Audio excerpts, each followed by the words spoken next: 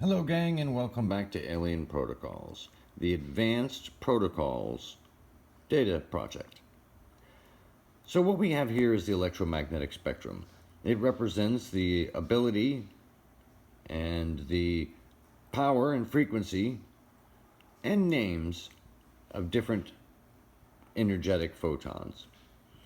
And at one end of the spectrum, you have long radio waves. These are the widest radio waves.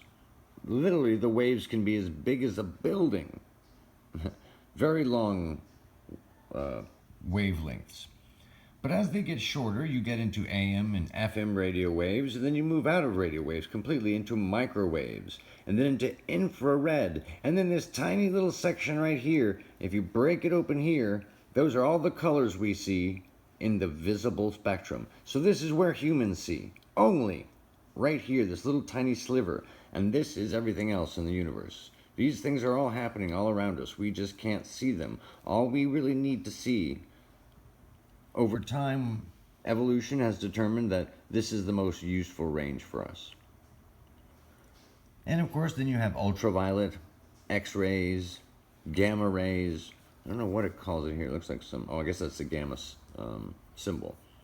This is an ultraviolet flashlight. It shines a purple light, and as you can see on the jeans here and stuff, it has some very dynamic effects, and we're going to get to this in just a moment. Oh cool, look what it does there. I kind of like that. So as you look at the spectrum here, think about this, that UFOs have a metamaterial that allows them to be invisible from us humans, but not from other equipment. Oh, I want to show you that long wavelengths. This is how big they can be, as big as buildings. And as you get more towards microwaves, you know, the type of photon that they're using in a lot of weapons right now, pulsed microwaves and stuff like that, very popular nowadays. This is what it looks like. This is a FLIR operating system for the Chilean Navy, and I believe a helicopter. And they noticed this UFO that was emitting a gas, or it could be a cloud of nanobots. But this craft was not visible at all in the visible spectrum. It was only visible in infrared. And why is that, you think? Well, there's lots of animals that do that. They become very visible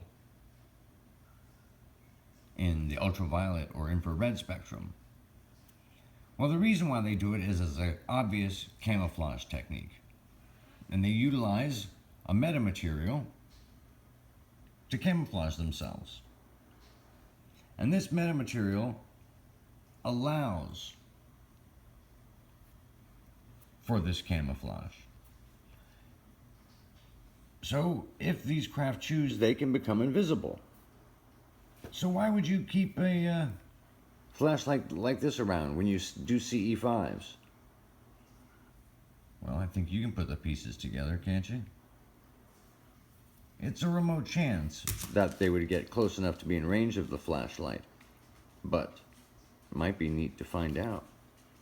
I'll give you an example. We recently went to Joshua Tree, and I brought my flashlight that I always bring with me, just so, because at the farm we have some very intense experiences that we've gotten closer and closer to us over time, and we have ground effects and things. So if there's something with metamaterial hiding in our area that's very close, we might be able to illuminate it. But let's look at one of these examples of how this can work. So we were in a Joshua Tree in the desert, and I took it out and I was walking around the desert at night with it, using it as a traditional flashlight, and I saw that amazing picture you just saw a moment ago. But during the daytime, you cannot see these little guys. They are so well camouflaged against the background. Watch. Look how well he's camouflaged. And then boom, he lights up like a Christmas tree with the ultraviolet light. And in that moment, he had actually captured a little insect. He captured a little bug right there. So it's pretty amazing the powers of these metamaterials. They don't just provide camouflage, they can provide anti-gravity, power. If you conserve a lot of your energy, they can also provide shape-shifting ability. You can even spread your computational power across the entire surface of a craft. There are many things you can do with a metamaterial. You're only limited by your own creativity, and that applies for the material and the construction methods. Anyway, I just thought it was an interesting thought to share with you guys, that having access to powerful infrared and powerful ultraviolet might reveal some things. Much love to you and yours.